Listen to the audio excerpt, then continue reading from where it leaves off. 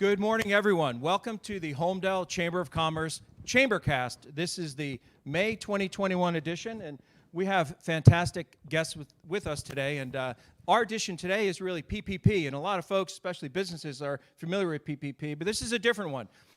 This is the first post-pandemic podcast, and it's right here in Bellworks that's open for business. Yes.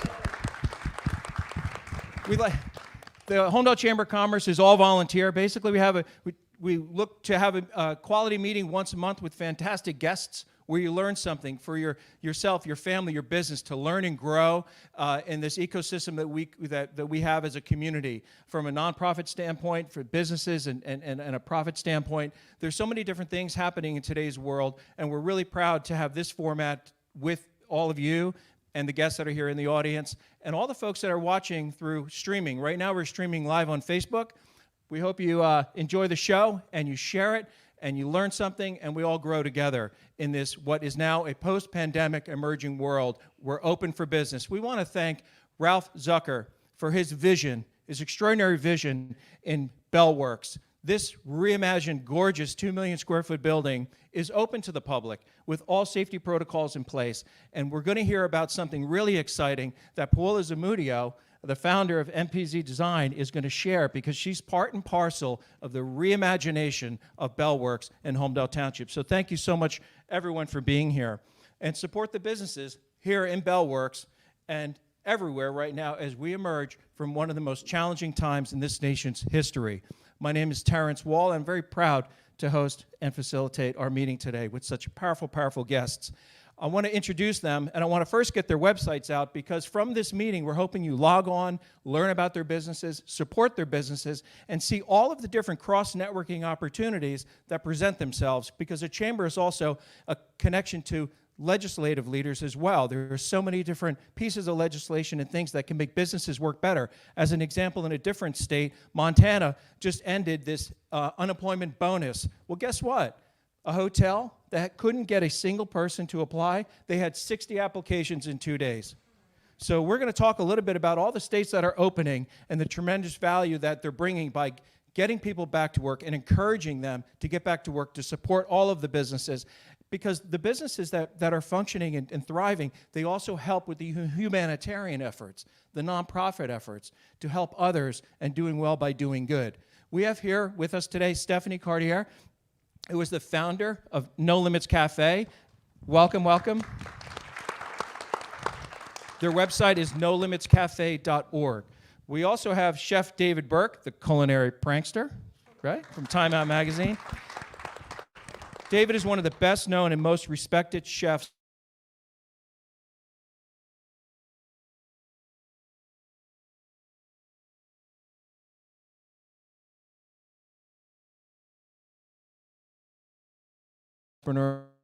and so we can pull from his knowledge and his experience for all generations. So hopefully some of the newer generations upcoming learn from all the folks that are here today as well. We also have with us Paula Zumudio, of course. She's the founder and head designer. Hello, Paula. Head designer, creative director, NPZ Design. She helped transform recently the beautiful roof deck into a modern bar, right? Bar Bella, and you're going to hear about that. So welcome. Michael Campanella is also here. Welcome, Michael. Michael just wrote a book. He's graduated Holmdel High School. I graduated Holmdel High School a little before you, just a little bit. And he's got this wonderful, wonderful cookbook that ties to theater, and that every recipe actually ends up being your own. You're really writing your own script as you're cooking, which is incredibly interesting. A little bit of Lefto. We're going to challenge Lefto a little bit, channel him. And also, and David Burke is familiar with that cookbook because I think he wrote an excerpt on the back of that book. So that's really wonderful. So welcome. Marilyn Schlossbach is also here. Humanitarian, owner of a number of different successful restaurants. Marilyn is executive chef and owner of the Marilyn Schlossbach Group. You may be familiar, Langosta Lounge, Pop's Garage, Asbury Park Yacht Club, and also Marilyn Schlossbach Catering and Events.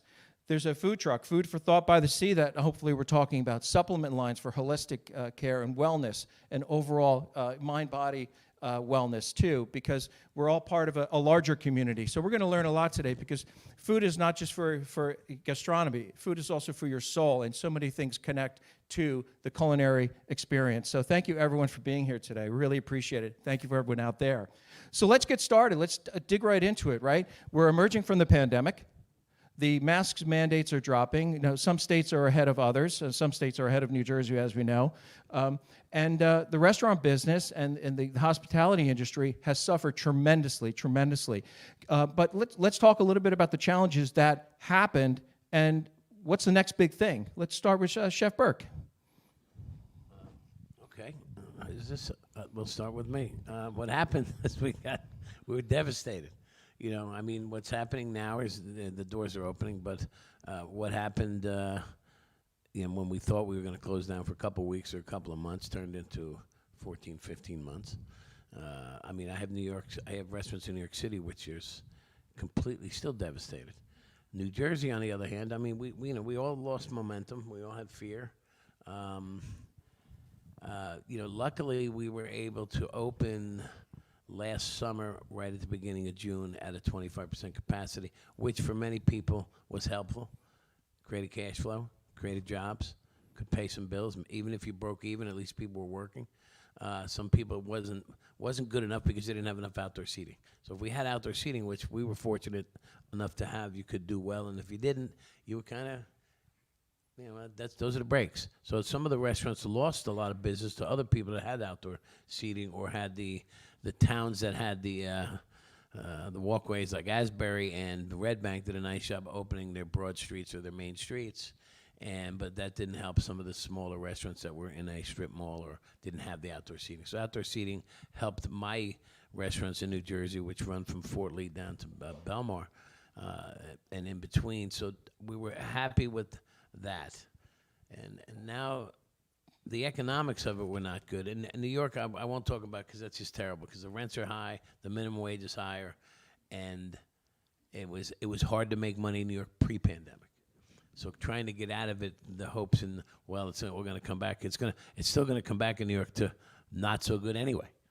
So, you know, so Jersey, you know, we're trying to focus a lot of our energy into the suburbs of Jersey and North Carolina and Long Island and upstate New York, and we will continue to do that. But back to the economics of what was happening here, we struggled when we fed. I'm sure we all fed hospital workers and healthcare workers and first responders, and we did everything we can. And normally, restaurant people, we have cash flow and we have food and we have manpower or people power, and we didn't because we had no cash flow. And that's a tough spot for us to be in because we're usually givers. And, you know, people, when Sandy came, we were out there giving out food. We opened our places. So this time our hands were tied because of the lack of cash flow. The PPP money helped us all greatly, those of us that got it. And, you know, so I was happy to be in Jersey and being able to build. And we were actually able to expand during the pandemic because we had some projects in the works. And we decided not to lay down and go ahead and open them, knowing we wouldn't make money for 6-8 months. But we planted the seeds, got the staff working, and now that we're opening, we can see that it's bearing fruit. So that was our choice to continue to work throughout the shutdown. Well, it's wonderful because we also read about that your organization was involved in 100,000 meals for helping others during this very difficult time, right? Yep. Yeah. Yep. We did something called Feed the Heroes. You know, we were from Englewood Hospital down to Riverview, and you know, we sent plenty of meals, and we were raising money from some of our customers to help us buy food for those hospitals, and to get people back to work. Yeah, so even during a difficult journey, you're able to help other folks. And we're going to hear about the folks in the audience and their businesses as well. So the folks from the hospitality industry can hear what other people are doing in their world as well. Now, and Marilyn, you've been involved with significant humanitarian efforts and helping folks with nonprofits. If the restaurant industry, if the industry is having a challenging time, it impacts the ability to help others, doesn't it? How you navigated that course And what do you see moving forward now that we have Friday more mandates going down and the rates of transmission? I think we had 19 positive cases in Monmouth County yesterday. It's going to a trickle and it's ending. What's your thought process about how you manage and what's the next big thing? Well, I think one thing that came out of this, I mean, I hate to say it, but when you have lemons, you make lemonade. We all had to shift in different ways. In our world, we didn't shift into takeout, we shift into relief. So we still do about 1,200 meals a week through Fulfill and AP Dinner Table. So I was the chair of the Restaurant Association during the pandemic, which was challenging enough, minus all the other things. Just having to hear the stories and watch fellow hospitality businesses suffer the way I was suffering and trying to come up with solutions. In that, we formed these alliances with nonprofits where they paid restaurants to make meals for people who needed them. So I see it from both sides. I see the need to open up and to go back to work, and I also see the need of hunger and shelter. I lost a property in COVID due to a tenant not paying rent. So I also see the landlord side of it. The benefit of seeing it from all these sides is you come up with solutions that work for more than just one person or one situation. So, you know, we're going into Friday is going to be the vortex opening up for the industry at a time when we're crippled with staff. I'm going to urge it, and I keep saying it to everybody I talk to, tell everybody they need to be patient and understand that it's easy to ramp down in business. It is very difficult to ramp up. Not only are we trying to hire people, but we're also trying to train people while they're being thrown into chaos. Langosta Lounge, in particular, last weekend had the busiest week we've had since pre-pandemic, with 50% of the staff and 25% of those staff never having worked in the restaurant, didn't get trained at all. So I think Yelp needs to take a hiatus for 3 to 4 months and not allow anybody to say anything negative, because we're all trying. You know, I took over Whitechapel Projects in Long Branch a month before the pandemic.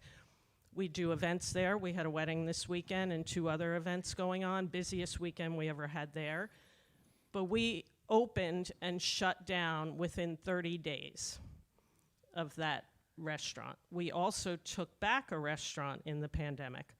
Our tenant didn't come back. We owned the building, so we relaunched Teeny's Fish House in Normandy Beach in June of last year. So it was a very anxiety-filled time for our industry. And when you talk about wellness, I have a wellness brand called Wave of Balance, which is a supplement called Moringa, which is an amazing miracle plant. It's called the miracle tree. And without it, I think I wouldn't be here today, honestly. The stress of not knowing in business what tomorrow will bring, or waking up like yesterday to 100 different text messages about the protocol from the governor. Now, the governor didn't call any of us. He didn't tell us 2 weeks ago, oh, by the way, Friday, you're full capacity, no masks, and it's going to be a SHIT show. No, we heard it when you heard it. So this has been the story of our life for the past year and a half, is that we get the information when the public gets the information, but we have to run a business in that, which is absolutely bonkers. So the mind-body balance of this has been so challenging for anybody. Whether you're a child, I have twin 8-year-olds that were homeschooled for half of this, you know, trying to juggle that and keep them out of the chaos of our anxiety. You know, we're all going to therapy, I'll be honest, the whole family, together and apart. That's what this meeting's all about. Yeah, right? I mean, you have to take care of all those pieces of yourself while you're trying to take care of other people who work for you and make them feel strong. Yeah, So I think it's a wonderful point. And, you know, it segues into the No Limits Cafe program, that restaurant that you're running. And what was, I thought, very fascinating and very telling is that you're fully staffed. that you continue to get applications for folks who want to work there, which is so incredibly inspiring and should be a siren call for the folks that are choosing to sit home at full unemployment with the additional stipend, as opposed to the states, and Chef Burke was mentioning a number of different states that have changed it, and it's creating a better workplace, meaning employees are now applying, they're going back to work. Your inspiring story is one of also fully staffed and perhaps a model for other restaurants to engage with folks with different abilities to learn, grow, and thrive and create a successful endeavor. Can you share your inspiration and your program and also talk about the full employment of it? And I think that's a model for all the other restaurants potentially. So No Limits Cafe is a nonprofit, and we employ 37 adults with intellectual disabilities ranging in age from 18 to 59 years old. And for most of them, it's their very first job. And we opened 2.5 weeks before we had to shut down, which was very difficult. We were doing, I know new restaurants do great in the beginning, but we're only open for lunch, and we were serving 90 people a day, which was awesome, in a 3-hour period. And now we're lucky if we get 90 a week. And so it's been really hard, and we've had to pivot. We had to go to takeout when we could reopen, which we had never even done a takeout order. We ordered all the wrong things, and it was a costly endeavor, to say the least. And but one thing that happened to us that I don't hear from other restaurateurs is we did not lose one employee. Not one. We started the pandemic with 34, and we haven't lost any. And in fact, we're able to add more employees because we figure this is a good time to train new employees while it is slower. And the one thing that I think is, I was telling Marilyn, is so ironic is, so No Limits Cafe was formed because 80% of people with intellectual disabilities are unemployed. So we aim to change that unemployment rate locally, my husband and I. And one of the things the big thing that we were going to do, we have our 37 employees, but we were having a training program in the evening for other adults with intellectual disabilities that did not work at No Limits Cafe. And then we had gone out, we have a community liaison, a volunteer, and she went out to all these other restaurants, and they agreed to hire people that we trained in that program. And we would continue that support. But the irony of it is that we could not have that program because of COVID, and now that program is so needed. I could be giving you guys trained employees if I had that program. But of course, COVID did not allow that to happen. And we have our 37 employees, which I don't think they're going anywhere because they all love working there. And we have the opposite problem. In the summer, restaurants that are not on the water, we suffer greatly. So we're even looking forward now that we can be open 100% on Friday with no masks, no social distancing. We're thinking, oh my gosh, do we have to close on the weekends in the summer? Because we have to employ the same number of people every day because we don't know how many people we're getting. We have 11 employees every single solitary day. And whether we have 10 customers or 90 customers, that's how many employees we have. So we have some days where, I like this, to tell you this, one weekend not too long ago, on a Saturday, we had the best day that we have had since the pandemic. We were so excited. Then the next day, Sunday, we had the worst day we had since the pandemic. So we can't figure it out. There's no rhyme or reason. We've pivoted, changed our menu, social media out the wazoo. We try everything we can to get people to come to No Limits Cafe. And I think people want to, but I think a lot of people are still scared and to go out. And I hope that changes, and I hope we don't have to close on the weekend. So, because we have to keep our employees employed. But we also do, we make a few hundred meals a week for Soup Kitchen 411, which is a program like Marilyn had spoke about. And we have our own program called Help for Hunger, where we raise funds. It came off a grant that Marcus Lemonis had given us for $30,000 to feed our neighbors that are hungry. And when that ran out, we started our own program. And the goal of the program is to keep our employees working and also to fill a need of people dealing with food insecurity. So we have our own program, Help for Hunger, and that helps us a lot because we make 91 meals a week, and for our friends and neighbors that are hungry. And our employees have learned a lot through that program, and it's nice because they're also on the giving end of help. Where usually they're on the receiving end. So.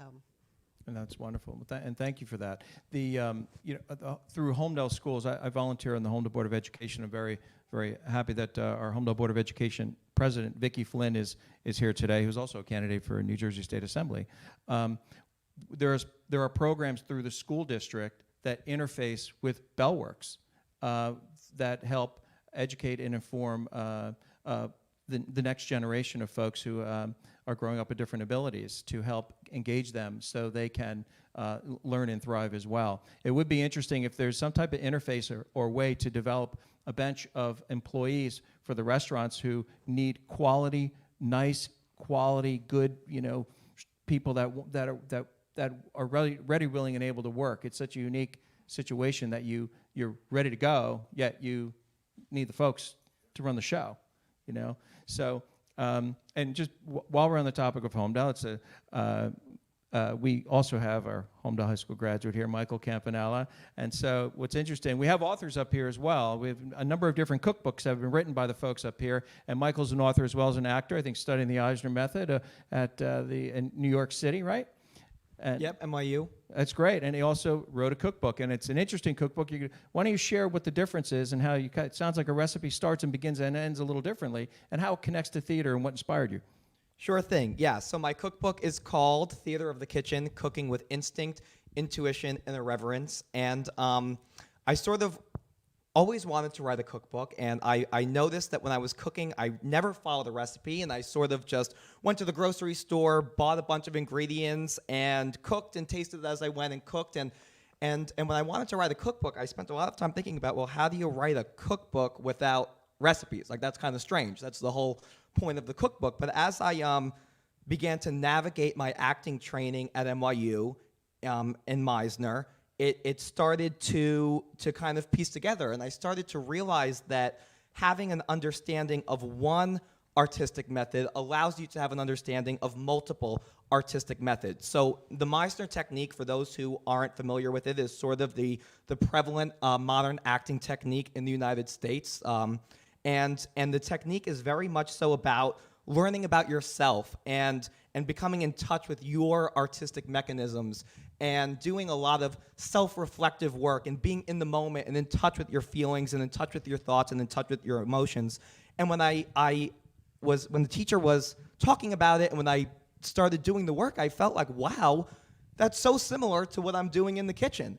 It's so similar of just being in the moment and engrossing yourself into the kitchen, in the kitchen, and in the work you're doing, and tasting and adjusting and just being there. It's almost like your brain and like your body is moving faster than your mind in a way. So that's sort of the thesis of the cookbook, and I talk about what I mean by instinct, intuition, and irreverence, and building those creative muscles in order to do that. So there are recipes in the cookbook. There are 50 of them, but each recipe is paired with sort of how it came to be, the inspiration behind it, how I thought of it, what flavors I paired together and why I paired them together, potential substitutions and modifications you can make, what you're looking for as you cook. This is when you should taste. When you're tasting, check for acid, check for salt, see if something's out of balance, see if you need to add something, check if you need a sweet component, that sort of thing, so that they're not necessarily designed to be followed, but they're designed to show you how to do it so that you can go off and create your own recipe and write your own script and do your own thing in the kitchen. So that's sort of the idea behind that. It sounds like theater is your clothespin, right? So, Chef Burke, what do the next generation coming up? What are you hearing here? Well, it's very interesting and smart that he understood that, because that's how you're supposed to cook. You're supposed to cook from instinct and basic training and understanding the fundamentals and maybe the classic methods, and then you can build on that, just like an architect would design a building or a designer would design something. There's fundamental steps. And then the fun part is getting creative. But you need the basic understanding of heat balance, sweet versus heat versus spice versus, and how to navigate through the tasting of a dish. And also speak to the mix of cocktails and beverages and things of that nature, because we have Barbella open now, right? So, Paula, can you speak to some of the pairings that are going on here? Because we also have Culinary Delights right here in Bell Works. Yes, Paola, can you definitely. go over that? Yes, definitely. I'm actually going to follow up what you just said, Michael, about like being creative and like having that background in theater. I actually do have a background in theater as well. And when I design, I do the same thing. I'm in the moment, I'm in the present, trying to layer things, follow my instinct. And with Barbella, we just kind of like listen to what was going on at the moment with this year that has been so difficult for all of us. I realized that people, wanted to come back together, community, everything that we do here at Bell Works, like we want to gather in a way, and it was so hard this year not to be able to do that. So we decided, hey, let's do this. Let's do Barbella. Let's create a destination. And one of the things that we realized too is that people working from home or being at home so much, they love their home.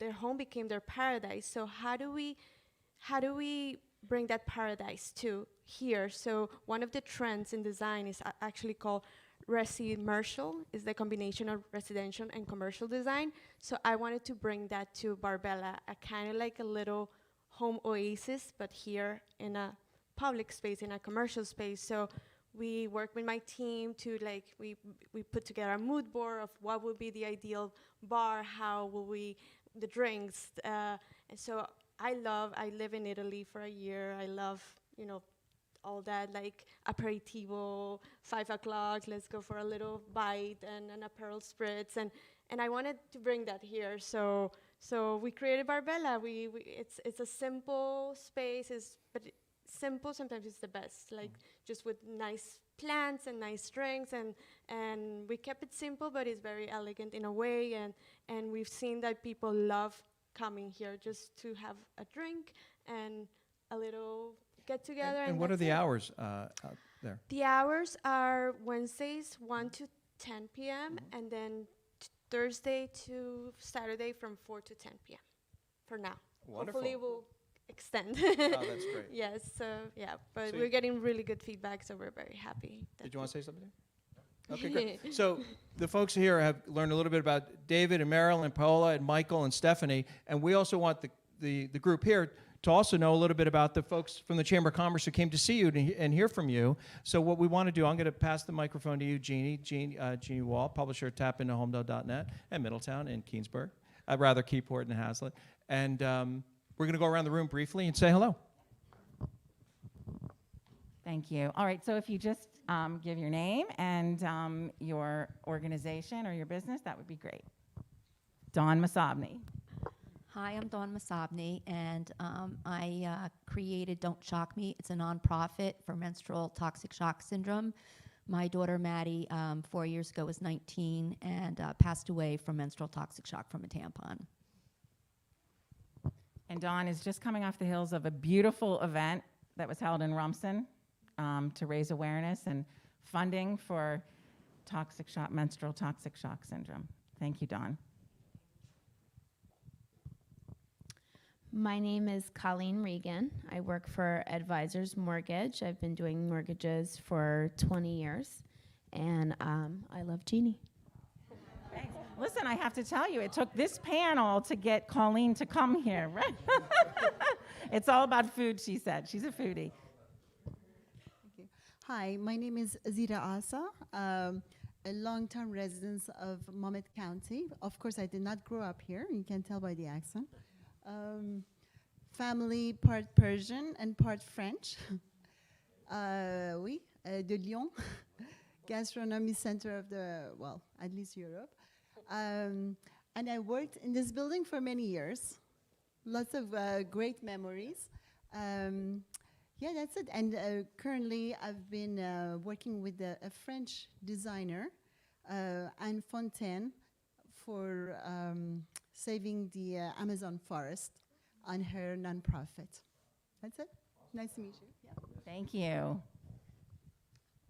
Hello, my name is Dana Campanella.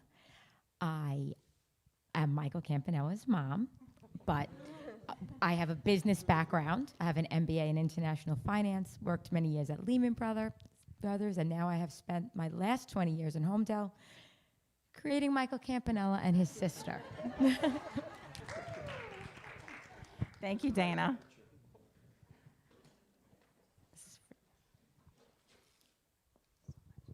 Hello there. My name is Vicky Flynn. I have many hats. The first hat is mom to Grace, Kate, and Shannon, who are Holmdel residents. We love living here. I'm also the president of the Board of Education. So I'm so happy that Michael's doing so well. We're always so proud of our graduates and our graduates at No Limits Cafe. You're all so inspiring to us.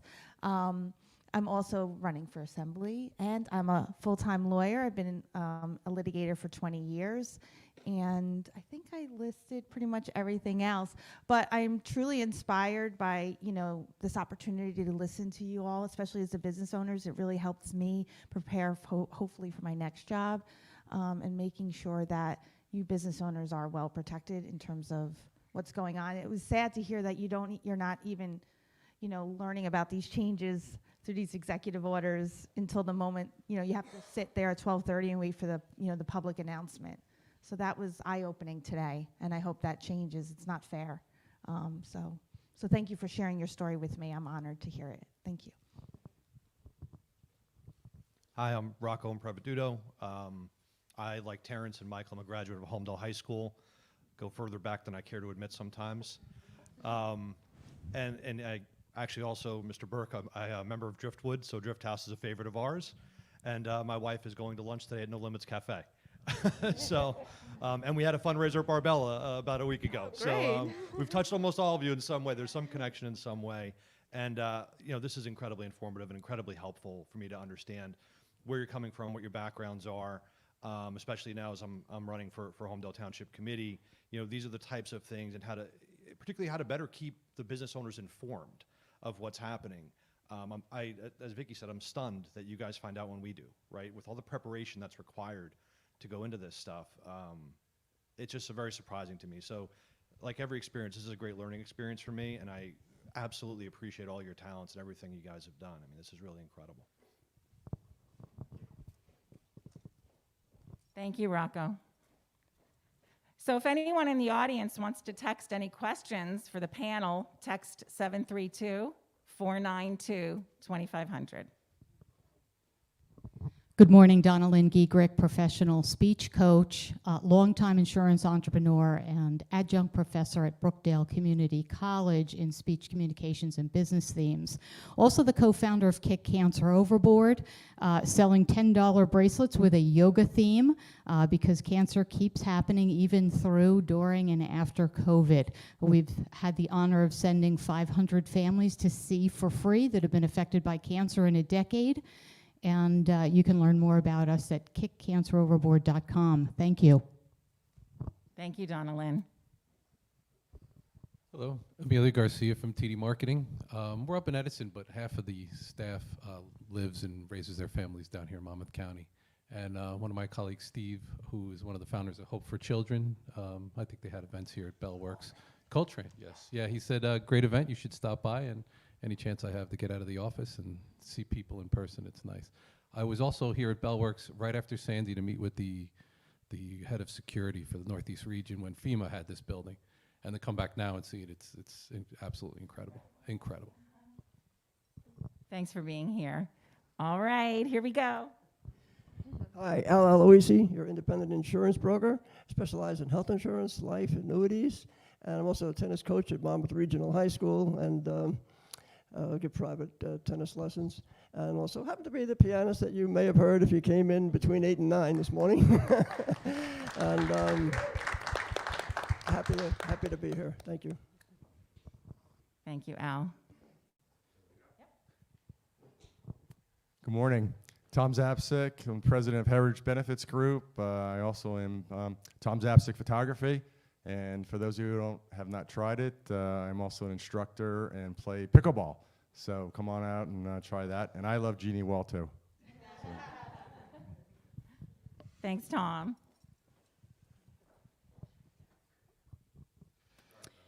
Hi, everyone. Good morning. My name is Mandy Enright. I feel like I'm in an awkward position. I'm a registered dietitian, and I specialize in worksite wellness. So it's been quite the year of transitioning from mostly being on-site to taking everything virtual, but it's been quite the learning experience and helping people working from home learn how to adapt to a healthy lifestyle now working from home. So as part of that, while a lot of people were having real babies during quarantine, I had a paper baby. I just put out actually my first cookbook, which is a 30-minute weight loss cookbook, so helping folks learn how to get meals. Thank you. Oh, that's very sweet. So helping folks learn how to get meals on the table quickly and healthfully, 30 minutes or less. But also what I loved was I was able to promote, even though it says weight loss, it's really about just a healthy overall lifestyle, building a healthy relationship with food, a healthy relationship with your body. And it's not really about diets, it's just about promoting a healthy lifestyle. Because trust me, I love my restaurants down in Asbury and Belmar and going and having a delicious meal, but it's also about the balance of making sure that you're incorporating the healthy aspects as well so that you can enjoy some delicious bacon hanging from a clothesline, which is amazing, and some lobster enchiladas, which is one of my favorite things at Langosta Lounge. Thank you, Mandy. Mandy's one of our charter members, so. Hi, my name is Alexis Castellano. I'm the Marketing and Creative Director for Alternate Ending Beer Co. in Aberdeen. Really appreciate you guys up here today. The restaurant industry, it's just like we opened up during this pandemic, and it's been challenging, and we've pivoted multiple times, and it's just keeps changing every day. So I'm also a foundation board member for Collier. So thank you all. Good morning. My name is Russell Garz. I'm the Director of External Relations for Collier Youth Services, which is about 2.5 miles this way out of Bellworks in Morganville section of Marlboro. We have about 300 acres of land since 1927, serving 3 main programs of kids who have mental behavioral health issues in our school.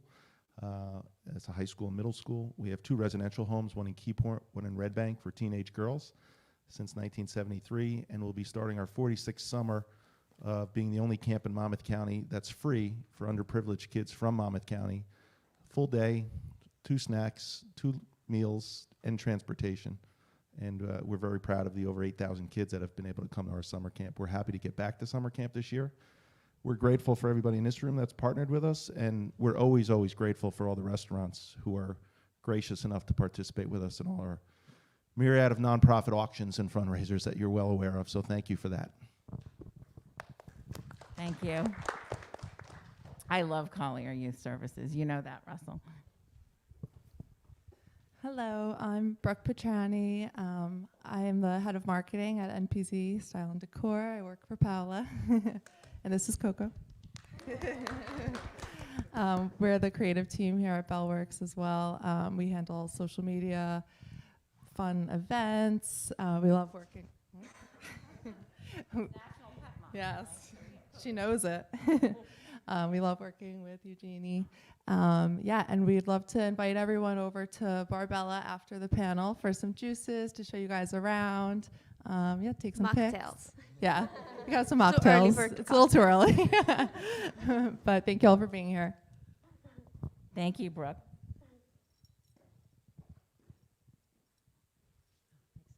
Hi, I'm Dr. Denise Wendler, and I'm founder and president of Team Vienna for SUDC Awareness and co-founder of the SUDC Coalition for Sudden Unexplained Death in Childhood. I'm also a sports medicine physician, and I travel with USA Volleyball. Main reason I come, of course, we all love Jeannie. Definitely part of that fan club, but my daughter Vienna died in the same year actually as Dawn's beautiful daughter Maddie. My daughter died of no explanation. She was almost 3 and fell asleep watching TV and never woke up. And everyone's heard of SIDS or the babies less than 1. This is kids 1 to 18 years old. So our nonprofit is to increase awareness, education across the world and to support research. We just donated over $16,000 to Boston Children's Hospital Roberts program a few weeks ago. The Holmdel PBA supported a bench for Vienna at Cross Farm Park. We're so thankful for them, for all their support, and also a bunch of you in this room for all your support with our foundation. And we're excited just to really get SUDC out there, because it's not in medical schools. I'm giving a lecture today, actually in an hour in California, to educate people in San Francisco about SUDC. So thanks for having me, and we're at www.vienna.team. Thank you. Thank you, Denise. And for those of you that don't know, Denise and her family are soon moving to Hershey, PA, and we're certainly going to miss you. You will always be in our hearts, and you are part of the fabric that's good about Holmdel now. It'll always be that way. Yeah.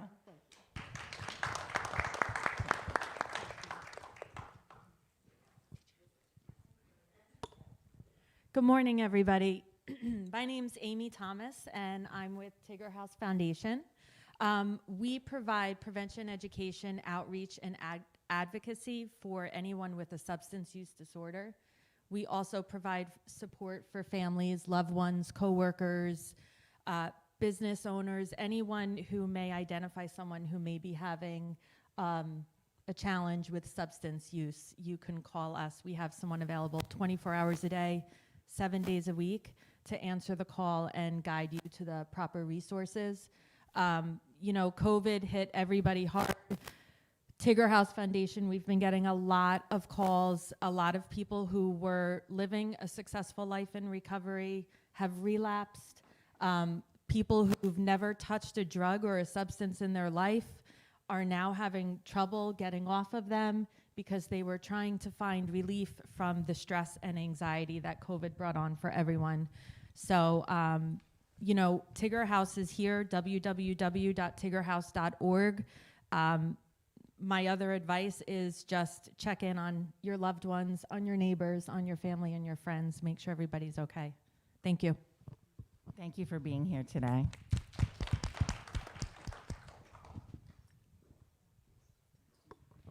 Good morning, everyone. My name is Dorothea Zando. For my business, I am in wealth management and financial planning.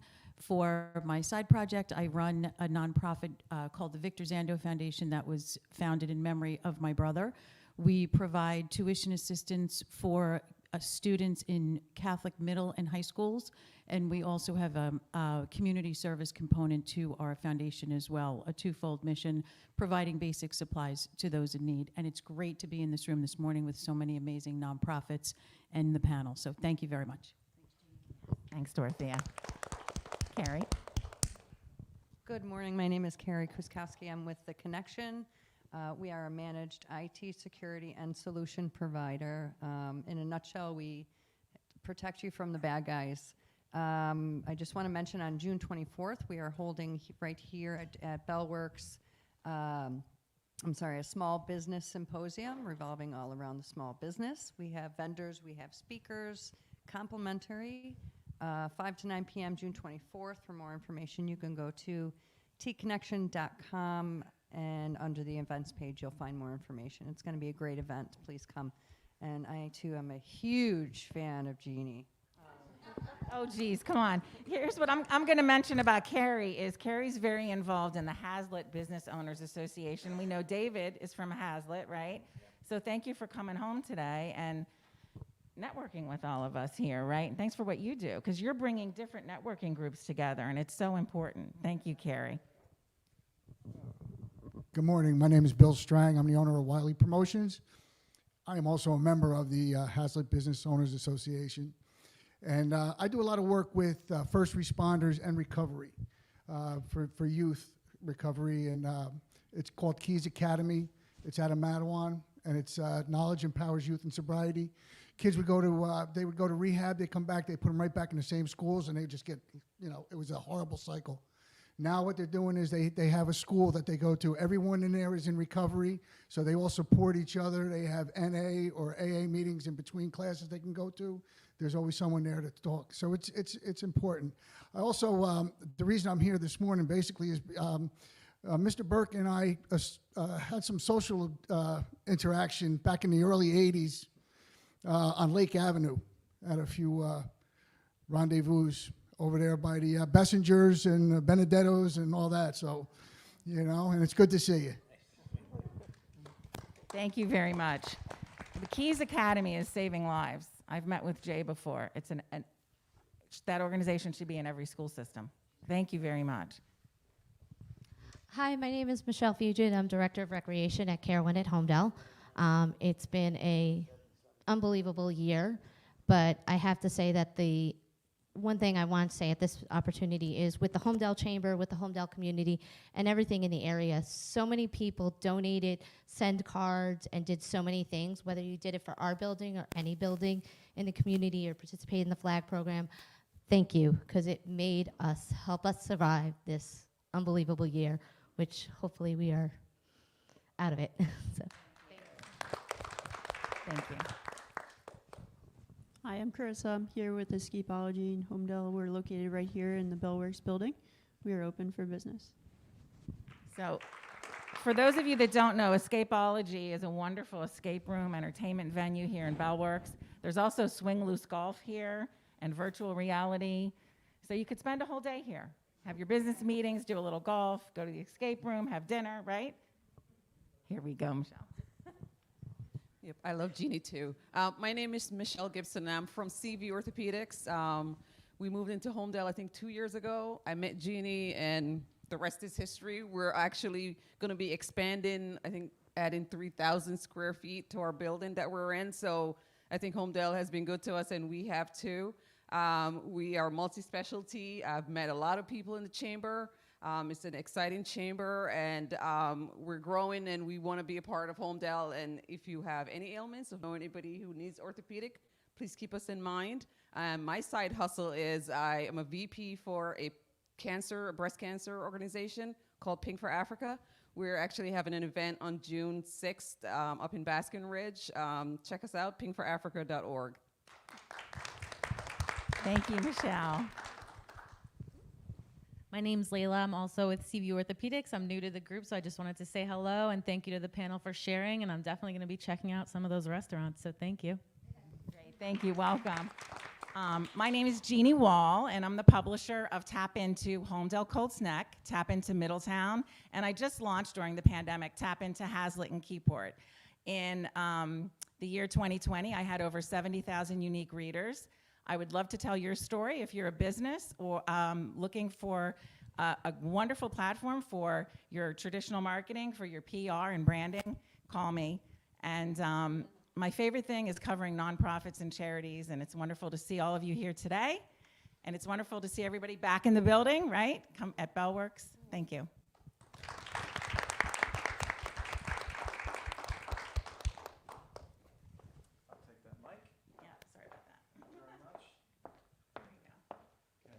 Thank you very much. I also love Jeannie. In fact, I'm assuming it was a little different than some of the other folks in here. It was love at first sight. Love at first sight. And one of my proudest memories is proposing to beautiful Jeannie in Ireland. That was awesome. That was awesome. That was awesome. So, that's right. That's right. You know, actually, while I'm standing, I do want to. I almost think that I think we'd be remiss if we didn't remind all of the restaurateurs, the entrepreneurs, Stephanie, David, Marilyn, that we truly do appreciate the struggles, the strife, the difficulties, the intensity, the determination, and the sheer will that brought your businesses through, feeding all of us, being there for us, and allowing us to have the connectivity of the human mind, the spirit, and our stomachs too, and the health and wellness that comes from it. So you deserve a huge round of applause. Can we do that for everybody?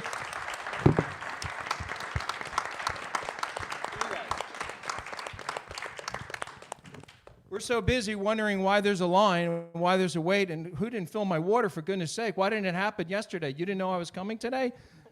Really, they do so much. So, and also I want everyone to remember, I mentioned it earlier, but nolimitscafe.org. Go there, check it out.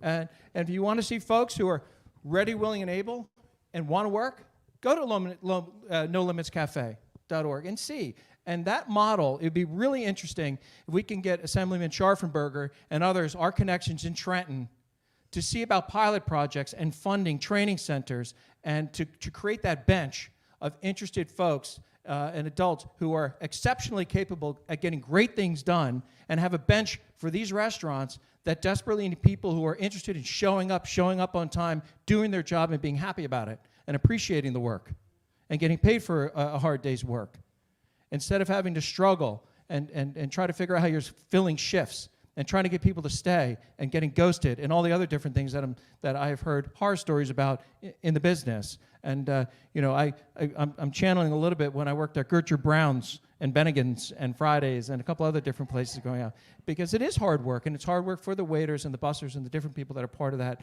the fabric, and Molly Pitcherin and Monmouth Park up in the Partiers, which is an awful lot of fun. So do go to nolimitscafe.org. Go to chefdavidburke.com, who's all over the world now. It's incredibly successful. But, by the way, harkens right back to the Holiday Inn in Hazlet on the Holmdel border, right? Yeah.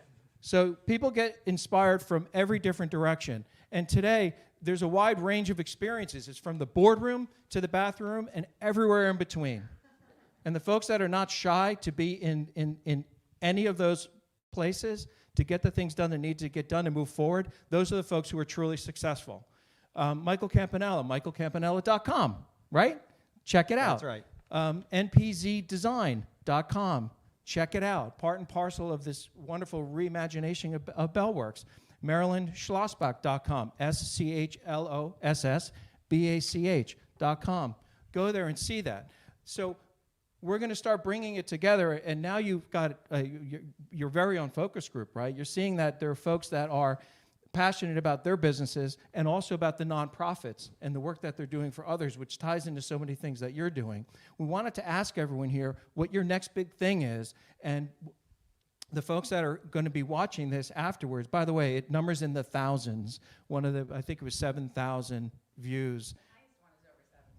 Yes, okay, so if there are key messages that you want to share, whether it's entrepreneurs or just the public, so they have an understanding, we had over 7,000 folks that were watching the video podcast, and perhaps it's the nonprofit work that you're doing or the interactivity, the networking that you experience here today. Stephanie, can I start with you? Can you sum up the next big thing for you? What are the key messages that you have for the audience here and the audience beyond? So our next big thing is one day we are looking into getting a food truck, because we figured that would be a lot more employment that we can offer people with intellectual disabilities, because you need to make all the food in your kitchen and then to go out and sell it. And we are continuing our Help for Hunger program, which you can make a donation online if you so desire, and that keeps our employees employed while feeding those dealing with food insecurity.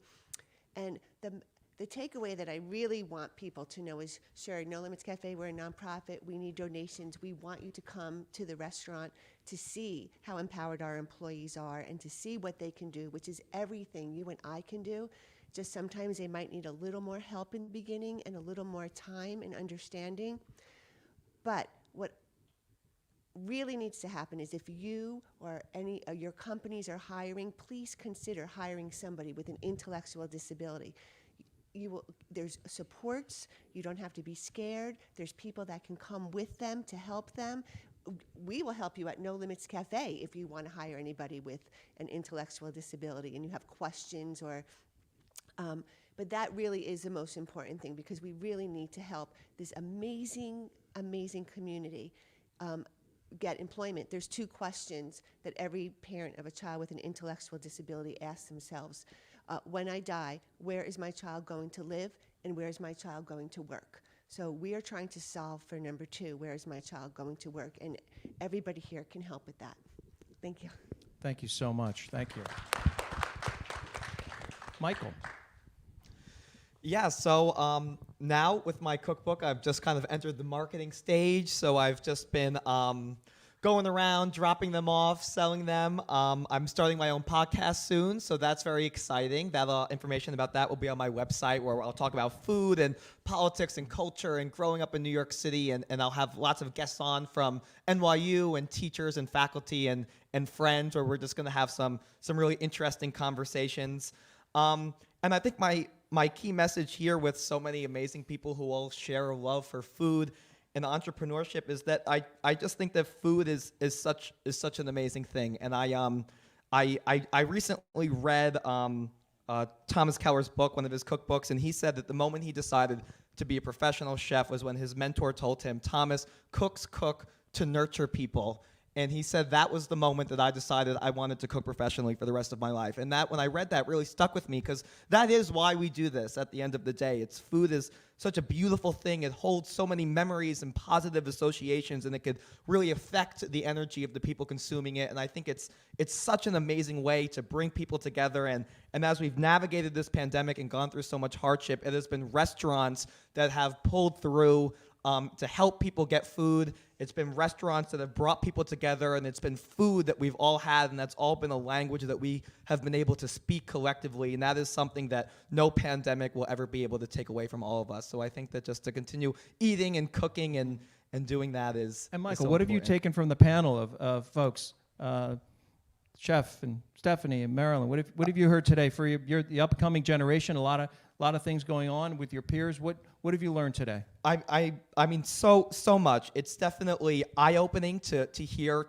talking about the struggles of opening a business, and sort of that you never really know what's going to happen. Obviously, none of us thought that there was going to be a pandemic, but it's also so inspiring to hear how to navigate that, and that if you have enough drive and determination, and if you love what you do, you will be able to overcome anything. So just hearing that is rejuvenating and exciting, and it makes me excited for the next few years when whatever I end up doing, auditioning. I'm working on the screenplay right now that I'm going to have with a bunch of friends, and I know that that's going to have plenty of struggles, but I think it's been amazing to hear how that's overcome and how What that's would you say to navigated. your peers? So some of the careers that folks get involved with, they're not necessarily embraced, and sometimes by the people closest to you. But that's also because they're concerned for you. So they'll oftentimes I've said the people closest to you may tell you the number of different reasons why something's going to fail. It's because they love you and they're concerned about you. And instead, going beyond that, what would you say to your generation if they're thinking about embarking on something they're not quite sure? What would you say? I to would them? say that the most important thing in life is being happy and fulfilled. And the people who love you want that for you. So if somebody in your life is telling you, oh, that's not a good idea, drama, I don't know, can't really make any money, maybe, try a different degree, don't listen to it, because it comes from concern, and it comes from love, and it comes from them wanting to see you be successful. But at the end of the day, the thing that really matters is if you're happy and if you're fulfilled, and the people who really love you want that for you too. So you need to do what makes you happy, and I'm very lucky that my family's been so supportive of everything that I've done and the career path that I've chosen to go down. So I think that what I would say to all of my peers who are sort of in that boat would be to follow whatever your passion is, and you will make money and you will make a career out of it, and that's the way to go. Well, that's well said, and we wish you all the best with your cookbook, and I see you got a lot of people signed off on that. I actually signed 100 autographs just this morning. I got them over here if you want one. Just kidding. Paola, what's the next big thing? I think we started talking about it, Barbella and all kinds of action, right? Well, I think as a designer... In Chicago. In Chicago, yes. As a designer, what I've learned for the past couple of years is that spaces need to inspire people, and I'm really looking into designing more spaces for mental health, for helping people feel good. I get feedback sometimes that the spaces I design, there's something about it, the energy, something, and I really want to explore that more, how to make all the spaces I design wellness. It's so important right now, your mind, everything, and there's so much anxiety out there, there's so much craziness. I just want to design and create beautiful but spaces that really help with mental health. I feel that that's the thing that I want to focus a lot. Chicagoland, I'm doing Bellwell Chicagoland, so that's very exciting. It's also a big building, so you can imagine all the things that I'm doing right now. And the lessons that I've been learning here, just by adding, for example, biophilic design, the trees that we have in our atriums, they just bring something to the space. People love it. They feel like they're outside, but it's really inside. It really helps them, relax. So I don't know, just, creating, that's part of my brand, just adding those layers, the colors. If you go to Collab, you see there's all these colors on the wall. Is because I learned about the psychological effects of color in spaces. It was very important for me. So all these details is something that I'm looking forward to keep, adding into the designs that I do. And there's such a tight intersection with hospitality. I was watching Chef Burke down in Saratoga talking about, was it the Delphia? Oh, the Delphi, and the design, which is separate but intertwined with food, right? So what the restaurant design? If folks are thinking about, things are opening up. I want to open something. There's a lot of available space. I want to do something. What kind of thoughts do folks have about inspiring creative design? Chef Burke's all across the world, in Saudi Arabia now, and just right in Rumson, you brought Fromage back, Red Horse, right? With beautiful artwork, or Saratoga near the track. What inspires a design? What makes for that beauty? Perhaps Chef Burke or Marilyn or Stephanie could speak to this too. What do you see in restaurant design that speaks to culinary wellness, perhaps, right? What do you find out there? What should a restaurateur be looking for from a design standpoint? What would you recommend that they do? Yeah, sure, for you, yeah.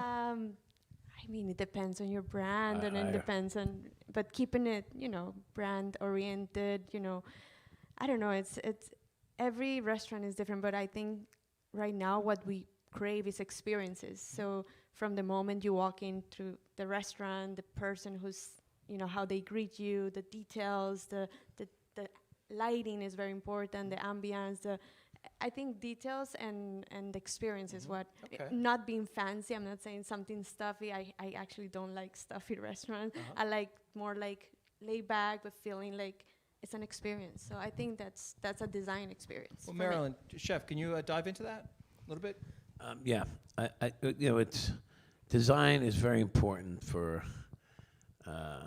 restaurants now, whether it's a fast casual restaurant or a fine dining restaurant or in a hotel lobby or even a food truck. The design has to tie into the concept somewhat. So we try to make, when you walk into a restaurant, like if you walk into an arena, you walk in and you look up and you see the scoreboard and all the advertisements and the lights, and you hear the music, and you're ready for a concert or a game or whatever. There's energy there. You're ready. I can't wait to get to your seat. When you walk into a restaurant of a certain style, there needs to be elements, visual elements. You need to hear something.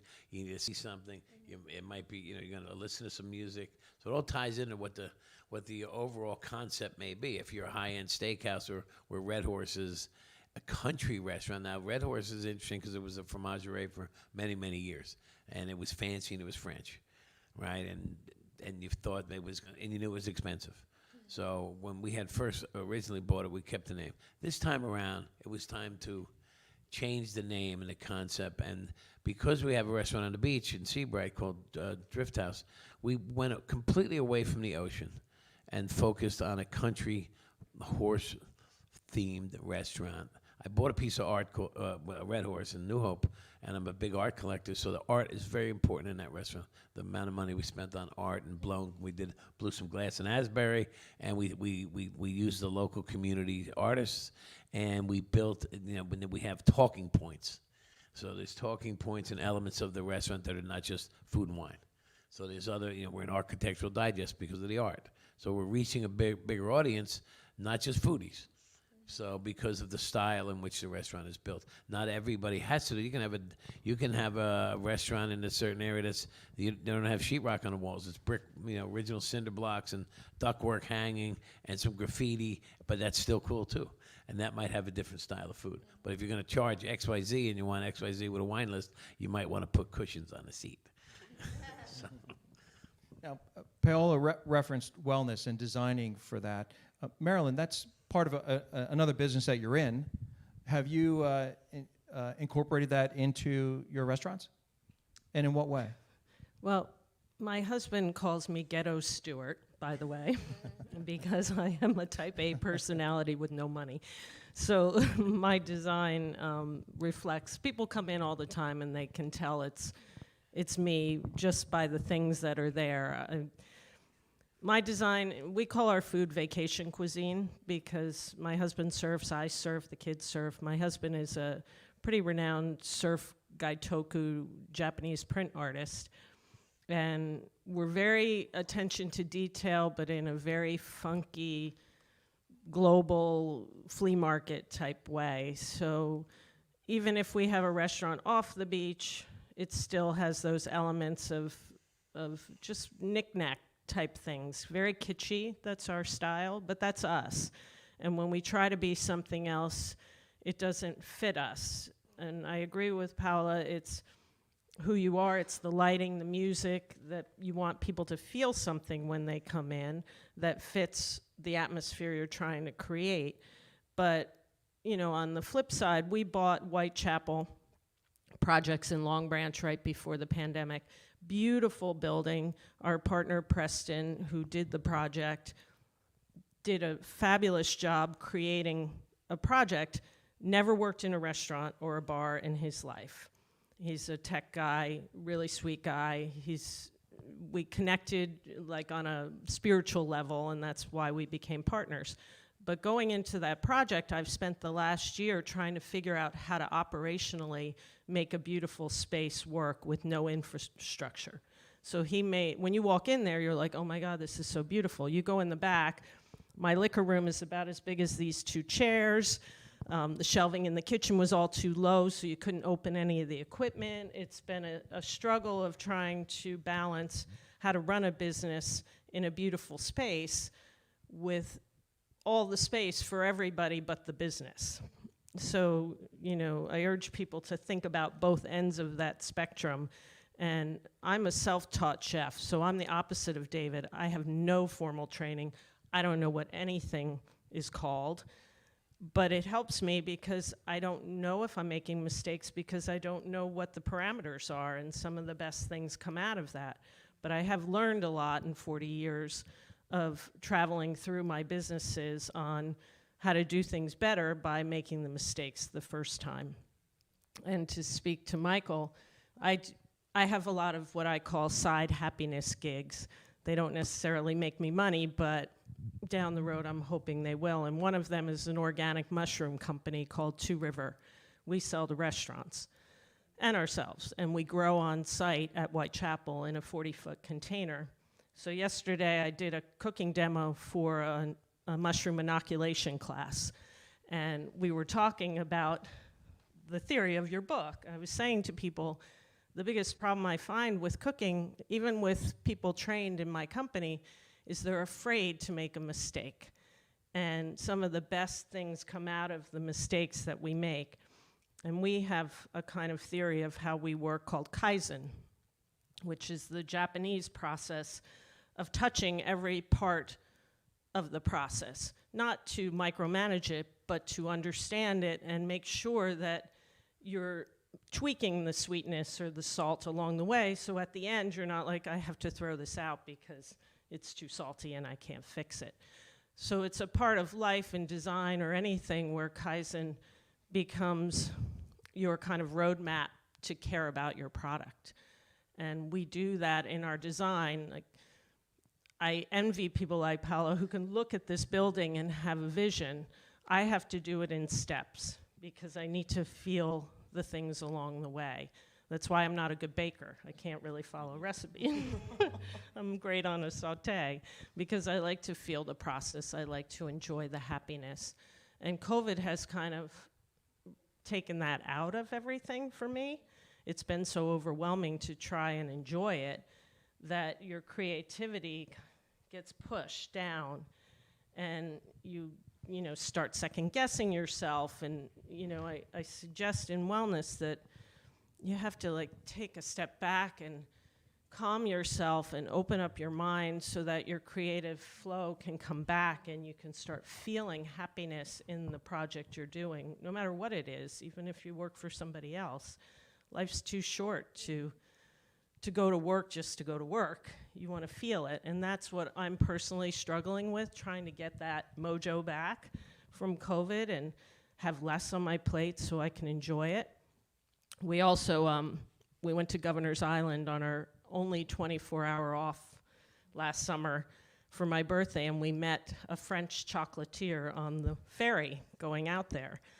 And this was pre my ability to learn from COVID and take a step back and say no to things, we became his partner. So we are doing organic bean to bar chocolate out of our restaurant in Normandy Beach. So we turned it into a chocolate factory, and now we're shutting it down and opening a restaurant on Thursday. And that's why I can't hang out all day to go open another restaurant. But we partnered with this man because he spoke of Kaizen to me in like the first 5 minutes of our conversation. And I said, you know, he's pretty well renowned in the chocolate world. He's been doing it forever, all over the world. He sources from co-ops in Guatemala and Ecuador, and he's very hands-on. But his whole process of making chocolate was the purity of the ingredients and the hands-on touching of this chocolate to bring it to fruition to a chocolate bar. And that was inspiring to me because I love chocolate. It's my go-to. But I'm always questioning the process or the way that people abuse workers in the chocolate industry or the packaging. I'm always critical of the chocolate I buy. So it was really interesting to actually become a chocolatier to a certain degree and learn how, just like a chef, there's so much involved in paying attention to that product and so many variables to make the product totally different every time you taste it, because the beans are coming from a place that had rain for 2 months or had sunshine for 2 months. So every chocolate bar is different. Our chocolate is never going to taste the same from bar to bar because of the ingredients and how natural they are. So my other side gig is a nonprofit called Food for Thought by the Sea. We work with mostly kids and young adults in inspiring them to have passion for life, because for the first 20 years of my life, I did not have that. That's for a totally other panel on mental wellness, but I always feel that we need to find our strength inside and become confident in who we are as an individual human being that is like no other. And I want my kids and other kids to feel that so they don't take 40 years to get to where they want to be. They need to do it when they're 20 and they're young and they're healthy and they have energy. So we work with kids. We have a nonprofit food truck. We have a cookbook called Feed This Community.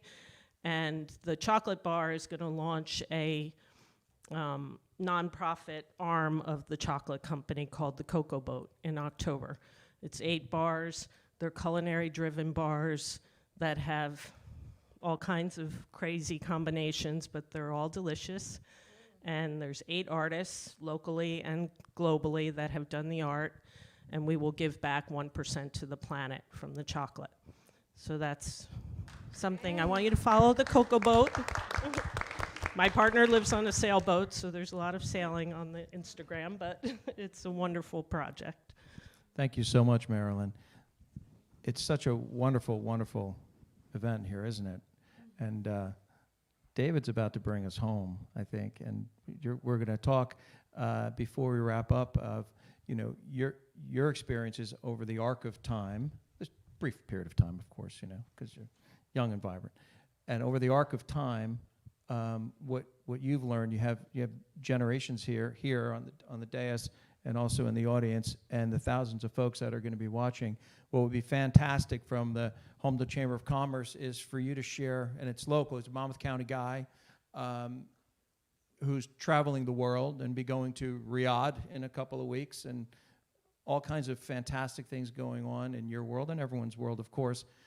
But can you help distill some key messages for the folks that are listening, and as COVID recedes and they're at the water's edge and the cloud of COVID is moving, is there part of it that you have to also realize that the sky is now blue, right?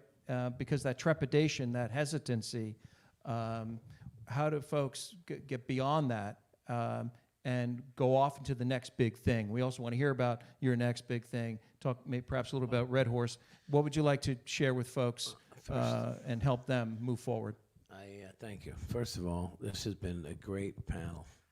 And it's very important, and I'm happy I'm here, but I really enjoyed listening to I learned some. I've known Marilyn for a while. I never knew some of these things, which is great. And Stephanie, what you're doing down there is great. And Michael, I don't know who taught you how to talk, but keep talking. No lack of confidence. And what you said when you don't have any fear or not being afraid to fail, I think that's true for everybody up here. And the Tigger House is here and some of the nonprofits. It's just nice to be part of a community where you can learn what's happening so that maybe you can help. Maybe you can figure out how to weave yourself into some of the things and solve some problems. Like, I'd be very interested in talking about hiring some people from the cafe, and also getting involved in some of the cocoa bar stuff is great. So Marilyn said to me a couple minutes ago, I don't know why you can't keep opening restaurants. And then she's rattling off 9 things she's doing, and I'm like, yeah. So it's kind of fun. But it's nice to learn from people. So the next big thing for me is education. And I look at this stage here, and I say to myself, why aren't we doing cooking classes here? Why aren't we bringing the No Limits Cafe kids here to work with a couple chefs like us to help us? And how I met Michael was at Drift House, and we did a cooking competition, and he competed. And when you meet people in your community and start connecting dots, it's similar. It's the hospitality business. I have customers here. Someone from the 07730 over there. When you said it, I met you in the 80s. I was like, uh-oh. What'd I do? Cut the mic. You mentioned Bo Bessinger, and I'm like, uh-oh, here we go. But so it's nice to be, feel part of this community, and I am part of the community. But sometimes, you say, what's the next big thing? It's not necessarily the big thing. What's the next right thing? And what's the next good thing? And what's the rewarding thing to do? And I think with pandemic, I have a home in Atlantic Highlands that I never really went to, except on the weekends. And I started staying there. And I got rid of my home in Fort Lee, and I live here full time now because I realize how wonderful it is to be back home or near the water, which is where I grew up near, and the Holmdel Park. I have restaurants down here, and not necessarily the big city is not as important to me as the big life, like you said, and that's my life, and being taken care of, happiness. And waking up and feeling good about yourself. The wellness thing is huge in our business especially, and being in a home that makes you feel good, or a restaurant that makes you feel relaxed and maybe zen, or a little bit takes some of the stress out of everyday business. Our business, most types of food business, are very stressful, because of Yelp. Because of the demands and the expectation is so high, and there's so many moving parts. We're in a business where anything can go wrong, and it usually does. So whenever anything is when it feels really good in a restaurant and everything's smooth, I stop and say, something's gonna go wrong any minute. And I start looking for it. And and that might be one of my successes, because I know the storm is coming. Because the odds of it being that smooth are always different. But my thing for the future would be education. I've talked to Brookdale Community College already about doing some programs with them, tied into TV, which ties into getting young people from Monmouth County like myself, an opportunity to work in the best restaurants in America, because they can't. A guy or girl from Monmouth County who goes to Brookdale or wants to cook here can't afford to work in New York City for the best restaurants, because you can't get there. An apartment costs you $10,000 between the first 2 months' rent and the security, and you can't commute back and forth because you get out of work at midnight and you can't get a bus or train home. So we're trying to bridge that gap by doing some type of apprenticeship program that might be televised and might not be. And we're going to need sponsorships, and we're going to need help for that. And we'll take 5 or 6 at a time, perhaps a live-in situation where we pay for the housing, and it's a reality show, or mostly educational. So we're working on education, teaching because I'm of a certain age, I was able to work with some of the great older French, European chefs before modern American food came.